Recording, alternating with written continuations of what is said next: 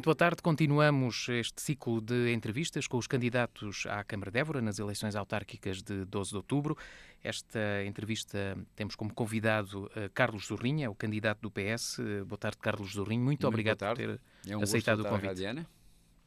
Muito bem, nestas entrevistas enfim, já vamos aqui com algumas, estamos já na reta final e eu tenho abordado áreas, enfim, que interessam às pessoas e tenho começado sempre por uma área que me parece das mais importantes e tenho observado isso também, enfim, e anteriormente, até antes destas entrevistas e dos debates, tenho notado que a habitação é o tema que mais preocupa, não só em Évora, porque o problema também não é só de Évora, mas preocupa as pessoas. E eu gostava de começar por esse assunto. Começávamos por falar da habitação. Gostava de conhecer qual o diagnóstico que o Carlos Zorrinho faz da situação da habitação em Évora. Enfim, há muitos anos que se fala das casas muito caras, de terrenos caros, mas agora também de falta de casas, não é? Para as pessoas é difícil comprar e as que existem são muito caras.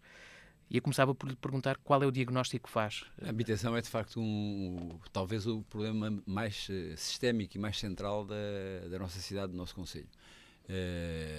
A habitação é muito cara, há muita gente que não tem acesso à habitação. Há muitos investimentos que Évora está na corrida para atrair, e em que um dos fatores que dificultam essa atração é as pessoas terem noção que dificilmente quem vier trabalhar, ou que Évora é pouco atrativa exatamente por causa da habitação. Temos uma universidade, essa universidade enfim, traz muita gente. Estamos a viver neste momento uma altura em que mais de 1000 alunos chegam à cidade, enfim, os quartos também são caros, a habitação é reduzida, mas uma das coisas que mais ajuda, e se calhar foi o meu caso, não é? Também, e de outros colegas meus, que mais ajuda depois de acabarem o curso universitário, poderem fixar-se em Évora, é também, durante o tempo em que estão nesse curso, poderem estar, de facto, numa habitação condigna. Portanto, a habitação é o nó górdio e nós temos mesmo que ultrapassar. Acho que demos um passo importante quando conseguimos agora as vereadoras do PS e o PS na Câmara viabilizar as alterações ao PDM. Essas alterações ao PDM permitem recuperar 320 hectares portanto, de terreno urbano. Também flexibilizam muito mais a aplicação da chamada perequação, ou seja, da taxa aplicada à construção, a edificabilidade, enfim, no parecer simplista, mas direto, quem tiver um lote de 600 metros quadrados podia construir apenas um fogo, agora pode construir 3. As contas que são feitas é que, se aplicado devidamente estas alterações, e depois vamos também poder aplicar a lei dos solos e vamos mais tarde também fazer um novo PDM, mas para já, não é? Nós podemos construir cerca de 5.000 novos fogos na cidade, na zona urbana, e mais 2.000 nas freguesias rurais, e portanto creio que isso vai ajudar a resolver o problema. Isso criará um movimento. A Évora vai precisar de mais casas, mas isso criará um movimento que ajudará a resolver o problema. A questão é como, não é? Claro que vamos ter que combinar várias coisas. Vamos ter que combinar a recuperação e a regeneração de casas que estão devolutas ou que estão ou que precisam mesmo de ser recuperadas, não estão em condições de habitabilidade. Para isso, não sei até que ponto é que vai ser possível aplicar os 70 milhões de euros do PRR que a Câmara Municipal tem, mas que até agora apenas conseguiu ver aprovados, enfim, uma percentagem muito baixa. Do Plano Local de Habitação. Do Plano Local de Habitação. E viu concretizado mesmo muito pouco. Enfim, a Câmara diz que a Unidade Nacional do PRR não lhe aprova os projetos, mas a Unidade Nacional do PRR provavelmente não aprovará os projetos porque eles não estão com a maturidade de serem aprovados. Mas, felizmente, também por uma intervenção associada a esta alteração do PDM, penso que estão desbloqueadas as condições para que alguns empreendimentos cooperativos possam mesmo avançar. Penso que estão mesmo a avançar. Temos que voltar a ter mais construção cooperativa em Évora, e a Câmara não faz habitação cooperativa, mas pode ajudar a desbloquear financiamentos, e falar com os bancos e para poder fazer isso. Há muitos licenciamentos que estão na Câmara e que não têm resposta. Eu não acho que se deve aprovar tudo, acho é que se deve dar uma resposta rápida, não é? Rápida e proativa e positiva, ou seja, a partir do princípio que um licenciamento ajudar a que ele possa ser viabilizado, e se ele não for possível de viabilizar, chumbar rapidamente. A falta de confiança numa resposta rápida afasta muitos investidores que podiam investir em Évora e que não investem em Évora.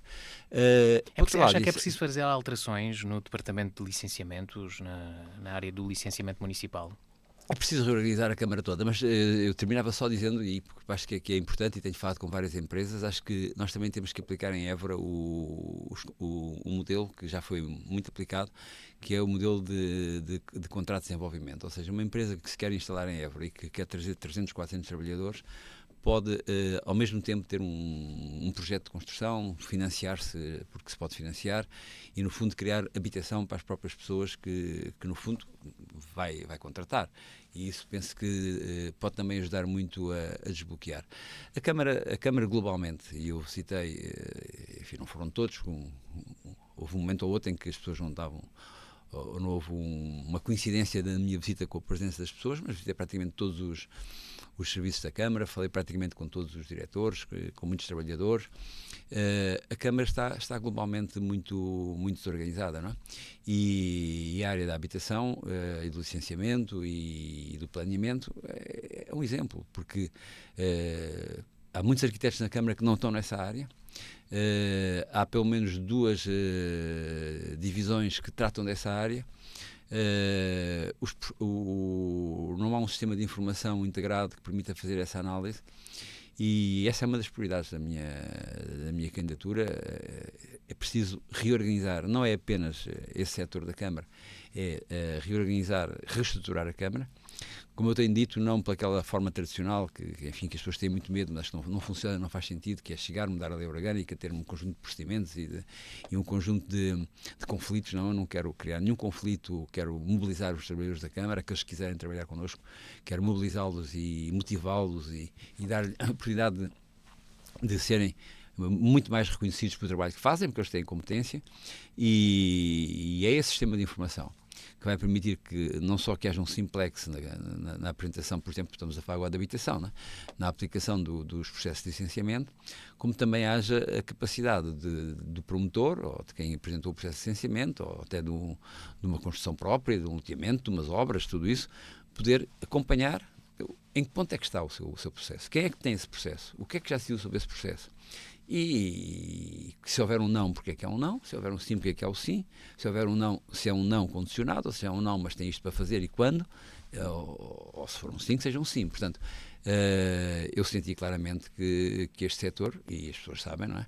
É um setor que é muito lento a responder e muitas vezes muito pouco claro a justificar a resposta, e isso, claro, tem que ser alterado, mas eu pareceu-me que os técnicos com que falei não é por incompetência técnica, é por organização, e eu também disse, e já agora aproveito, é uma das medidas também emblemáticas do meu programa, que é criar um gabinete de projetos, não é?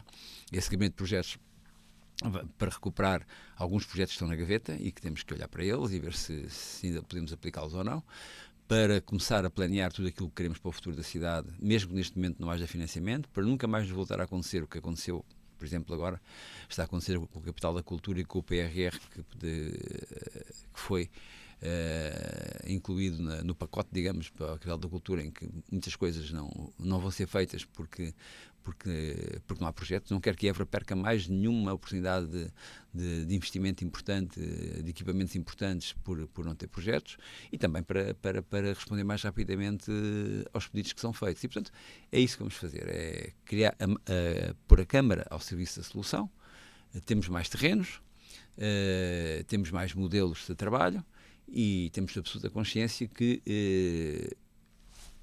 a ambição de criar uma capital europeia ao Sul, que é a ambição de reposicionar Évora como uma cidade que cresce, uma cidade que atrai, uma cidade que se posiciona no território, implica mais habitação. Muito bem. Falamos de outro problema, ia dizer que era mais recente, Évora foi conhecida como Cidade Branca, dá-me a ideia que este problema é mais recente, a questão da higiene e limpeza pública. Há muitas queixas das pessoas, basta às vezes passar pelas redes sociais para ver queixas de ervas, de lixo. Agora, este fenómeno também recente, que também acho que não é só de Évora, dos monos, colchões, mobiliários junto aos caixotes de lixo.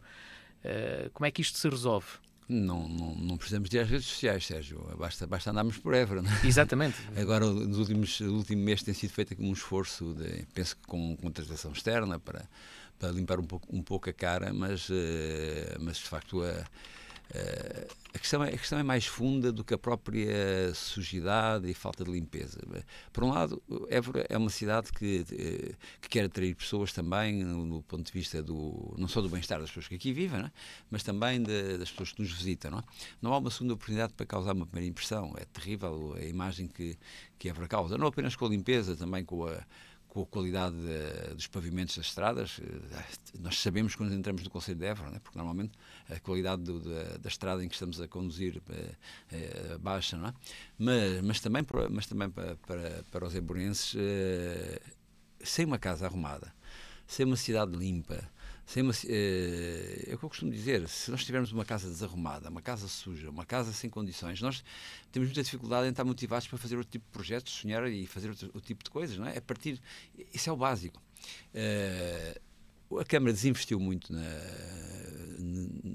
embora diga que é contra a externalização da higiene e limpeza. Eu visitei o Serviço de Higiene e Limpeza da Câmara e de facto está muito pauperado, não é? Mas em termos está muito pauperado. Em termos de funcionários, de material, de equipamentos? Os funcionários trabalham o melhor que podem, o material é um material muito obsoleto, há muito pouco investimento. Por outro lado, o modelo organizativo não me parece adequado, é um bocadinho ad hoc. Nós defendemos que deve haver uma territorialização da limpeza e da higiene urbana, ou seja, há uma equipa responsável por criar cada área, equipas destinadas por cada área. área. E, por outro lado, é preciso envolver muito mais juntas de freguesia. Aliás, em todo o programa e em toda a linha, uma das nossas intenções é empoderar muito mais as juntas de freguesia, dar-lhe mais recursos, mais competências, porque quando nós falamos de políticas de proximidade, que é aquilo que as pessoas sentem mais necessidade, também temos que aplicar isso quando nós exigimos que o Governo, no fundo, esta Câmara nunca exigiu muito isso, mas eu acho que é muito importante e muito positivo a associação de competências, mas que exigimos descentralização de competências, ao mesmo tempo com os recursos adequados para executar essas competências. É isso que também faremos com os juntas de freguesia, aquilo que vamos exigir ao Governo que faça connosco. Claro, mas nesta área da cultura, nesta área, aliás, da limpeza urbana, acha que é possível é preferível contratar funcionários, e é possível renovar o equipamento, ou continuar esta contratualização externa de empresas para fazer a limpeza? Eu acho que o modelo ideal é ter um centro forte, ou seja, o centro de higiene e limpeza não tem que ter muita gente, mas tem que ser forte para poder comandar e planear. E depois, a execução deve ser das juntas. E as juntas devem verificar qual é a melhor forma, se é de facto fazerem com tantas pessoas ou fazendo externalização, mas o planeamento, o controle tem que ser forte. O centro tem que ser forte, tem que haver equipamentos adequados e temos que ter um centro forte. E depois, descentralizar. E como lhe digo, cada território é um território diferente e, portanto, aí também eu não quero já antecipar como é que quero que as juntas vão fazer. Cada território é um território diferente e cada território também exige um tipo de estratégia diferente. Porque também depende das juntas, podem não aceitar essas competências, não é? Mas em princípio as juntas normalmente aceitam essas competências. Eu tenho expectativa de não só exigir ter um resultado que me dê uma maioria estável na Câmara, como também poder ter algumas maiorias juntas importantes nas juntas, mas eu estou convencido que a limpeza urbana é algo que os munícipes não perdoarão às juntas se elas não os quiserem fazer. Claro. E tiverem meios para isso, claro. Muito bem, vamos falar, eu tinha aqui a área da saúde, mas nesta área acho que uma das questões, enfim, que se tem prolongado é as relacionadas com as infraestruturas, acessos ao novo hospital. Temos assistido entre a Câmara CDU e o Governo PSD, CDS, PP, aqui uma troca de argumentos em relação a estes projetos. O senhor, se for eleito Presidente, quando tomar posse, o que é que vai fazer em relação a isto? Como é que vai desbloquear que esta das expropriações? Há muito para fazer em relação ao hospital, porque qualquer dia o hospital vai ficar concluído e não há estradas. A rábula da construção do Hospital Central do Alentejo é absolutamente chocante, do meu ponto de vista. É chocante porque tem sido usado como um instrumento de passa-culpas entre o Governo e a Câmara Municipal. E a verdade é que quem paga isso todos os dias, são as pessoas que neste momento estão na fila de urgência dos vários hospitais, porque isto é um hospital central e, portanto, vai trabalhar não apenas para Évora, mas também para a região. É o apoio que o Hospital Central dará certamente aos centros de saúde, é o apoio que o Hospital Central dará a todo o ecossistema de apoio às pessoas neste domínio. E eu acho incrível que haja birras em torno de uma estrutura tão importante como o Hospital Central do Alentejo. Basicamente o que temos ouvido é que o protocolo não é assinado porque o Sr. Presidente da Câmara não foi recebido, pediu uma audiência, está à espera de uma audiência. Ora, isto é demasiado importante. Houve aqui umas jornadas parlamentares e falaram, mas não falaram com a Câmara. Enfim, há uma birra, há um passa-culpas. Mas isso não faz sentido, tem que ser rapidamente ultrapassado. Obviamente que eu irei falar com os ministros da tutela, farei todas as diligências necessárias, se for preciso, usarei todos os meios legais à minha disposição para que o hospital se possa concluir. Mas deixe-me dizer, Sérgio, que a conclusão do hospital é muito importante. Isso é um hospital, enfim, o hospital é muito importante para nós todos. Mas uma vez construído o hospital, temos um edifício. E acho que é muito importante nós pensarmos que aquele hospital central tem que ser um hospital central diferenciado, que tem que ser especializado numa área muito importante, que é a área tem que apoiar todas as áreas, as pessoas adoecem em todas as áreas, há pessoas de todas as classes etárias, mas tem que se conseguir especializar na área do tratamento de pessoas mais envelhecidas, temos um tecido muito envelhecido, e ao mesmo tempo com uma dimensão demográfica muito esparsa, porque é isso que vai permitir que médicos, enfermeiros que se querem especializar nessa área estejam disponíveis a vir para o hospital, que é um hospital diferenciado. É isso que vai permitir e vai ajudar a Universidade de Évora a finalmente, espero que seja a muito curto prazo, aprovar o seu curso de Medicina.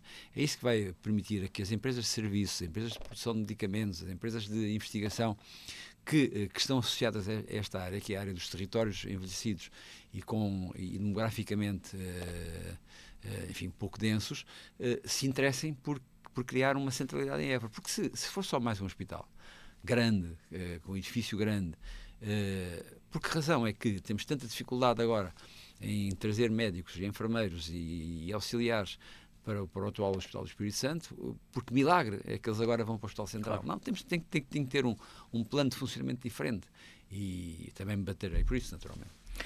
Eu perguntava-lhe agora, Carlos Zorrinho, se Évora é um concelho seguro. Sim, uma cidade segura. Évora é uma cidade segura, Évora é um concelho seguro. Os critérios, Portugal é um país seguro. Os critérios para nós definirmos a segurança são critérios que estão medidos. O facto de ser uma cidade segura não quer dizer que não haja episódios de insegurança, não é? Aliás, há em todo o mundo episódios de insegurança. Agora, a verdade é que para continuar a ser seguro é preciso sermos preventivos. Para continuar a ser seguro é preciso não deixarmos, e há muita gente interessada nisso, não deixarmos que aconteçam episódios de insegurança e, sobretudo, que se cria uma percepção excessiva de insegurança. E por isso é fundamental aplicar políticas concretas. Nós somos a favor de, por exemplo, aumentar muito a iluminação. A iluminação é muito importante, nomeadamente no centro histórico e também nos bairros. A ocupação da via, ou seja, há muita gente que gosta que a cidade morra às 7 ou às 7h30, quando saem os serviços, fecham as lojas. Não pode. Né? Se queremos ter segurança, precisamos de ter uma ocupação saudável dos espaços, não é? Com vida comercial, com vida, enfim, de lazer, mas que haja pessoas. Em alguns casos, e a videovigilância vai poder ajudar-nos, é muito importante que a articulação feita com a GNR, com o PSP, seja forte, e também acho que vale a pena voltarmos a pensar numa figura que já foi muito importante, tem sido agora um bocadinho menos, mas tem que ser articulado com a Câmara, tem que trabalhar com a Câmara, que são os guardas noturnos. Porque a ideia, tudo o que puder ser dissuasivo, é extremamente importante. E, por outro lado, ter também uma comunicação transparente, porque a comunicação transparente é a única, ou é aquela, que pode evitar que outros, que não têm interesse em que haja comunicação transparente, façam uma comunicação para criar percepções de insegurança que não são verdadeiras. O Carlos Zorrinha é a favor da videovigilância? Eu sou a favor de que o projeto, de um projeto de videovigilância seja para já testado e implementado no centro histórico. A questão da videovigilância tem um papel de dissuasor muito forte, tem também um papel muito forte de podermos ter uma percepção, não pondo em causa a privacidade das pessoas. Era isso que lhe perguntava, se não o preocupava essa questão da privacidade. Os sistemas hoje não... Aliás, voltando aqui um bocadinho ao passado, há muitos anos fiz tanta coisa, mas uma das coisas que foi o Secretário de Estado da Administração Interna. Nessa altura havia não sei se o Sérgio se lembra, havia uma grande polémica sobre a videovigilância nas bombas de gasolina, e havia muitos assaltos nas bombas de gasolina. Pronto, isso depois resolveu-se, e não consta que tenha havido nenhum problema de privacidade nas bombas, porque as imagens são destruídas imediatamente. Elas só não são destruídas se houver um movimento suspeito, não é?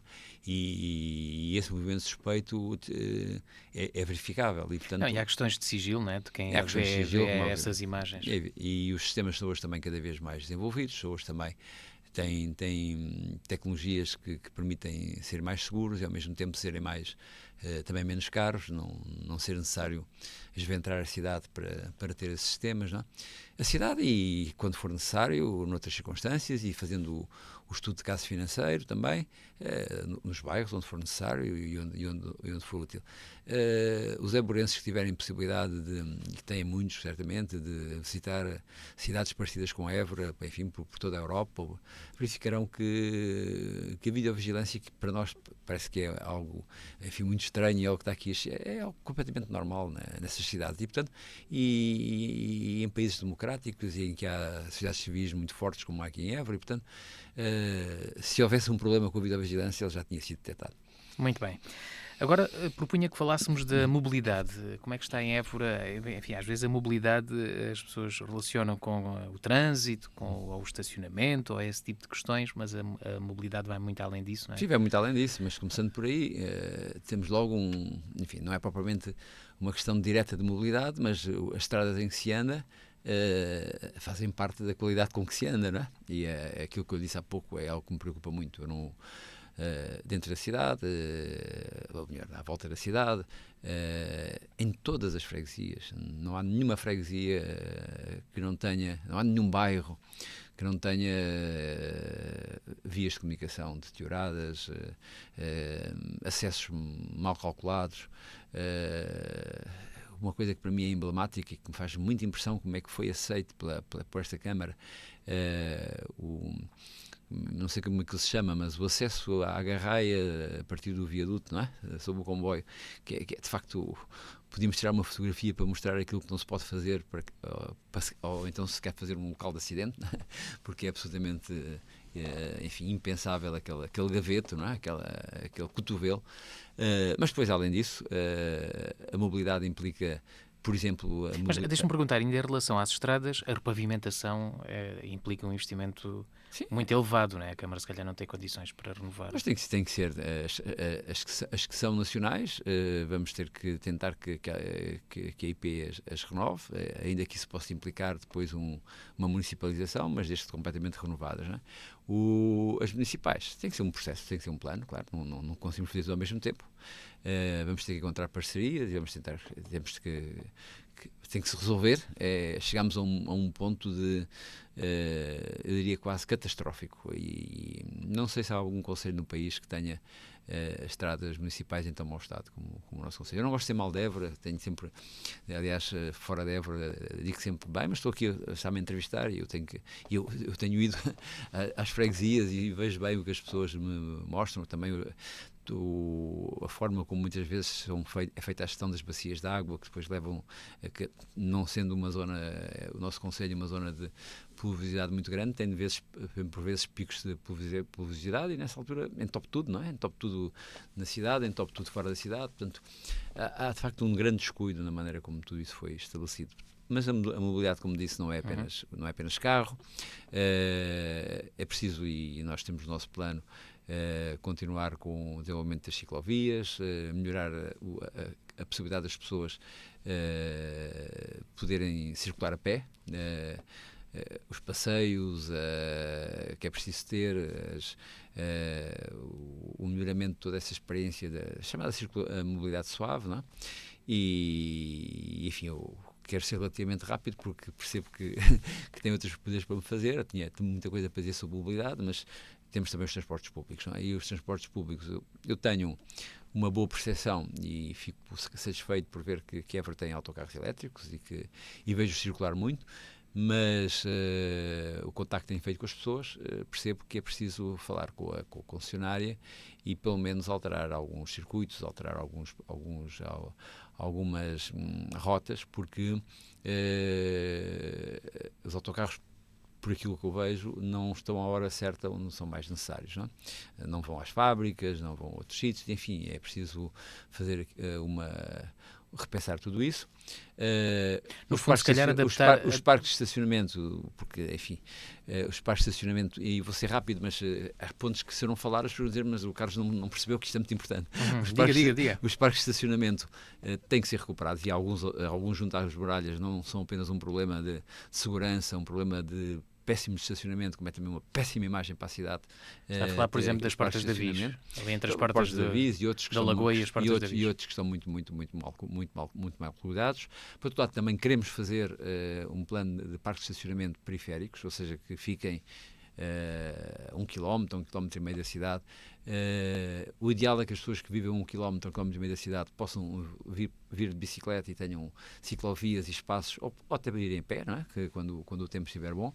Mas quem vem para a cidade ou quem tem que vir à cidade, poder estacionar nesses parques e ter depois um transporte público que lhe permita aceder ao centro histórico. Portanto, e isso é bastante importante e essa será uma também das nossas prioridades.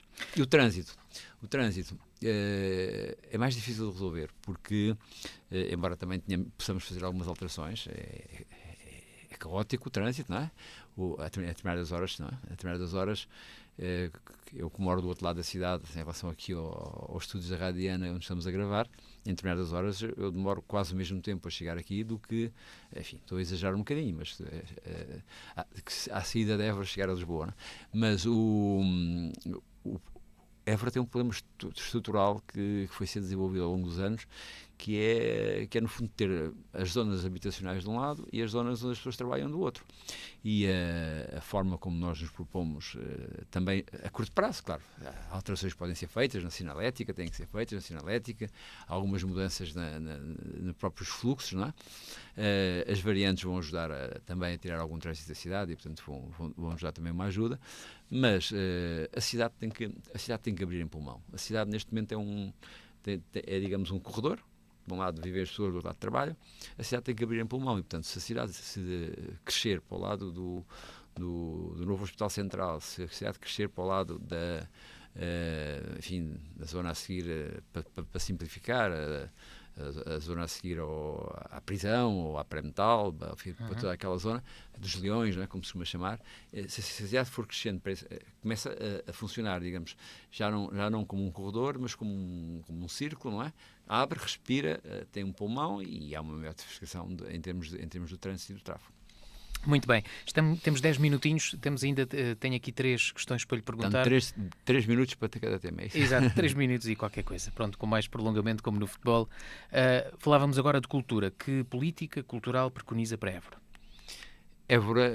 Temos agora a iniciativa, né? Sim, o mais importante dos nossos tempos, se calhar. A capital europeia da cultura é uma grande oportunidade de reposicionarmos Évora num outro patamar em termos de cultura, mas Évora é uma cidade cultural. Eu sobre a questão da cultura em Évora costumo, enfim, refletir sobre uma coisa que me parece que nós devemos todos refletir. Eu recebo todas as semanas, como penso que muitos municípios, a agenda cultural da cidade, não é? Vejo que há muita coisa sobreposta, muita coisa repetida, mas repetida no sentido de que no mesmo dia há várias iniciativas à mesma hora e há ofertas similares e tudo mais. Mas depois, quando... E também tenho ido já agora, é preciso referi-lo, mais agora neste último ano, às freguesias rurais, aos bairros, às festas, e portanto a cultura não é apenas a cultura da agenda cultural do teatro e do cinema e das exposições, é também a cultura das festas populares, dos bailes, dos conjuntos, enfim, tudo isso que vai fazendo. E depois, quando eu pergunto a um eborense tipo, e esta cidade em termos de cultura, aqui não acontece nada. Portanto, o que significa que está mal organizado, está mal comunicado e, portanto, nós temos que potenciar aquilo que já se faz, aquilo que nós temos e que é muito bom. Temos muitas companhias, algumas companhias independentes que fazem coisas muito boas. Temos o Sendrev, temos enfim, não temos um grande pavilhão, não há agora tempo para falar disso, mas iremos ter, será uma prioridade, temos um grande espaço cultural e desportivo que permita fazer outro tipo de espetáculos. Vamos tentar recuperar, vamos fazer, vamos tornar o Rossio um parque multiuso a céu aberto, mas para já, sobretudo, eu acho que é importante trabalhar em rede, organizar, no início do ano, tem que ser feita a programação, depois, claro, tem que ser flexíveis, isto não é o plano de fomento, mas no início do ano, cada operador, cada companhia, seja do municipal, seja privada, diz: eu quero fazer isto, eu quero fazer aquilo, e tem que haver uma concertação. Temos um programa, temos um plano, e esse plano tem que ser comunicado de uma maneira atrativa para os vários públicos, e para os que cá vêm e para os que cá estão. E as pessoas têm que sentir a cultura como algo, o facto de Évora ser uma cidade cultural, como algo que as beneficia a elas, porque lhe traz cultura, porque as forma, mas ao mesmo tempo também uma cidade cultural que, ao mesmo tempo, por ser uma cidade cultural, tem que ter outras coisas, como que falávamos há pouco, tem que ser limpa, tem que ter estacionamento, tem que ter um trânsito fluido, tem que ter sinalética, tem que ter um mobiliário urbano adequado. Esta é uma cidade que foi a segunda cidade do reino no século XV, no século XVI. Esta é uma cidade que tem um centro histórico de património mundial, tem a segunda universidade mais antiga do mundo, peço desculpa, já estou a exagerar, do mundo português, pronto, do mundo português, e assim fica resolvido. Mas não nos podemos não podemos deixar aceitar que um pensamento pequeno sobre a cidade pequena que se vai desenrascando e que não sai da cepa torta.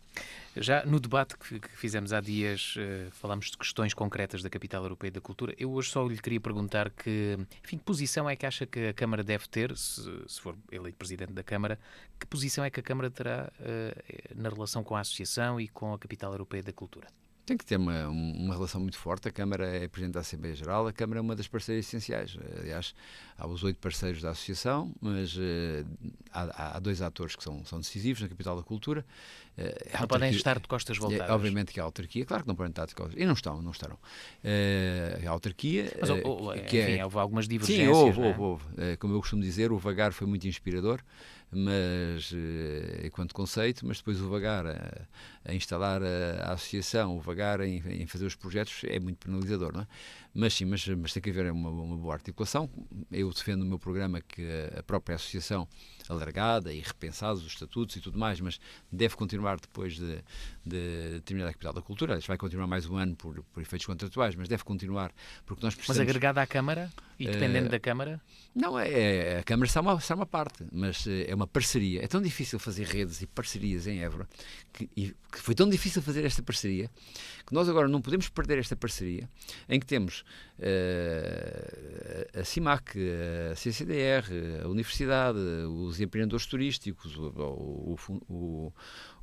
a entidade de turismo, posso-me estar a esquecer de alguém e peço desculpa, a Fundação Jean de Almeida, temos esta parceria, podemos alargar esta parceria, e esta parceria deve ter, claro que com a liderança e da Câmara, do seu papel, e com uma rede colaborativa, deve fazer a gestão do património de Évora, a bilhética, os acessos. É assim que acontece nas cidades que se desenvolvem mais. Nós temos que aprender que as cidades que se desenvolvem mais têm esse tipo de entidades que permitem gerir de forma integrada os circuitos, fazer com que haja mais, as pessoas quando vêm a Évora durmam aqui mais noites, porque têm circuitos integrados, porque fazem cobranças integradas, porque dão viabilidade a espaços que isolados não são viáveis. Eu tenho muita dificuldade, eu tenho muitas dúvidas, por exemplo, que a exploração do Salão Central Leiburense isolado seja viável, vai dar prejuízo. Mas o Salão Central Leiburense, integrado com o Teatro Garcia de Rezende, com a Arena de Évora, com muitos outros espaços, o Auditório da Universidade, muitos outros espaços que temos pela cidade, muitos anfiteatros, muitos espaços cénicos, os espaços cénicos das companhias privadas. Espaços por exemplo. Exatamente. Não quero estar a citar uma, depois tenho que citar todas, não é? Mas a integração, e depois fica quem eu não citar, mas essa gestão integrada tem que ser feita para animar a cidade. Isso é melhor feito por uma entidade deste tipo, claro, em que a Câmara não abdica de nenhuma das suas competências, mas confia para trabalhar em conjunto para que as coisas corram bem. Sobre as contas públicas, já ouvi discursos mais alarmistas sobre as contas municipais. Acho que disse contas públicas. Sim, mas são contas públicas. Isso também são públicas, exatamente. Mas são pouco públicas, porque é muito difícil saber quais são as contas municipais. Mas em relação às contas municipais, tenho ouvido discursos mais alarmistas, outros menos alarmistas, mas é certo que as contas não estão bem, a saúde financeira da Câmara não é positiva.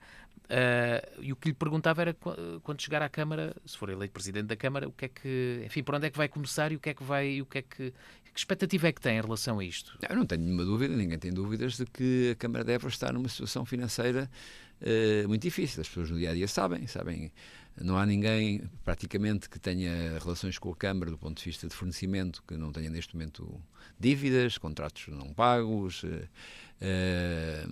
o déficit varia, mas rondará os 50 milhões, a dívida será maior porque há muita coisa que não está contabilizada. E isto influencia o próximo mandato. Quem for governar a Câmara de Évora, obviamente que vai estar limitado.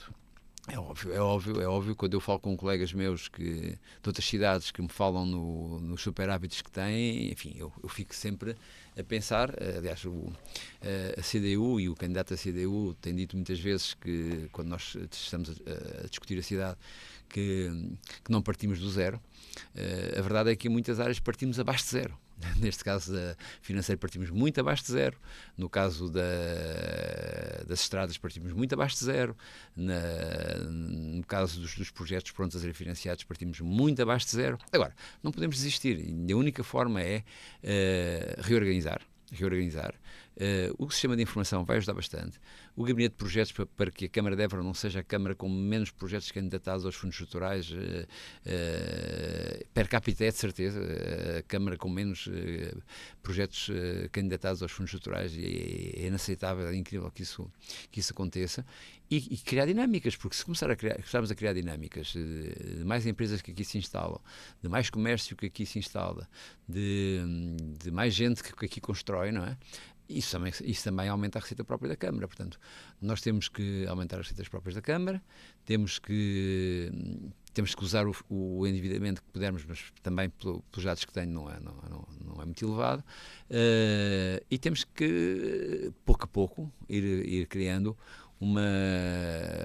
fluxos positivos, e esses fluxos positivos vão diminuir a dívida, e a diminuição da dívida cria confiança, e com mais confiança vão-nos disponibilizar mais dinheiro. Portanto, temos que inverter este caminho para o precipício que foi trilhado nos últimos 12 anos, porque eu digo caminho para o precipício e também queria dizer o seguinte: se a Câmara de Évora tivesse 50 milhões e vou agora falar um número redondo, de déficit, porque tinha investido muito, tinha posto muito dinheiro em fundos comunitários para ser a parte da Câmara com participação comunitária, e tivesse agora um conjunto de investimentos que pudesse rentabilizar a seguir, isso é gestão. Eu não sou a favor da gestão de mercearia, não é? Isso é gestão. Agora, o problema é que este é um déficit operacional. Este é um déficit que a Câmara gastou mais do que aquilo que cobrou. É um déficit operacional, não é um déficit de investimento. Também há déficit de investimento, não é? Mas não é um déficit de investimento, não é um déficit provocado pelo facto. Há déficit de investimento, porque este déficit também contribui o facto deste déficit não ter sido provocado pela Câmara ter investido. Muito bem, vamos para a última questão, que tem a ver com a governação da Câmara. Depois do dia 12 de outubro, tenho ouvido até mais do que uma vez que era importante uma maioria estável na Câmara. E que, enfim, a composição atual da Câmara não é boa para a governação, é difícil, e quem perde é a cidade e o Conselho. O que lhe perguntava era se o Carlos Zorrinho vencer com maioria absoluta, fica descansado, governa descansado, de forma mais descansada, mas e se não acontecer? O que é que... Deixa-me dizer o seguinte: as pessoas sabem, os évorenses estão tão preocupados com a situação em que está a cidade e com o facto da Câmara não ser parte da solução, ser parte do problema, percebem que a fragmentação não resolve nada. Portanto, eu costumo dizer que eu peço maioria estável para mim, mas se os évorenses, no seu raciocínio, pensarem que há outra pessoa melhor para ser Presidente da Câmara, então deem a maioria estável dessa pessoa, não é? Porque nós vamos ter que negociar muita coisa. Há muitas coisas que temos que resolver internamente, mas há muitas coisas que temos que resolver externamente. Olha, o problema do Hospital Central, nós temos que ter força para, junto do Governo, ter a capacidade de exigir e de reivindicar. A Capital Europeia da Cultura, vamos ter que ter força para, junto do Governo, reivindicar. A solução de todos os problemas que temos. Olha, as acessibilidades rodoviárias têm que ser concluídas, as variantes à cidade, os problemas que temos com o IP em muitas circunstâncias nas estradas municipais. Nós vamos ter que ter força para falar com o IP. A questão ferroviária e colocar Évora como uma centralidade na nova linha ferroviária, Lisboa, Sines, Badajoz, nós vamos ter que ter força para fazer isso. E, portanto, quando eu peço esta maioria estável, é porque a situação a que a cidade chegou implica que quem vai falar em nome da cidade possa dizer assim: eu falo em nome da cidade. Tenha mais força. Eu falo, força para governar, força para governar. Se não acontecer, se não ganhar com maioria absoluta, é evidente que... É possível fazer acordos com... Vamos ter que olhar para a realidade. Os acordos são possíveis em função da disponibilidade que os outros eleitos tiverem para cumprir um programa, não é? Não vou cumprir um programa de outra força política. Isso não vou, porque isso era estar a mentir aos évorenses. Muito bem, chegamos ao fim. Foi um gosto. Carlos Zorrinho, muito obrigado mais uma vez. É um prazer. Ficamos por aqui. Regressamos para o último debate amanhã. Boa tarde.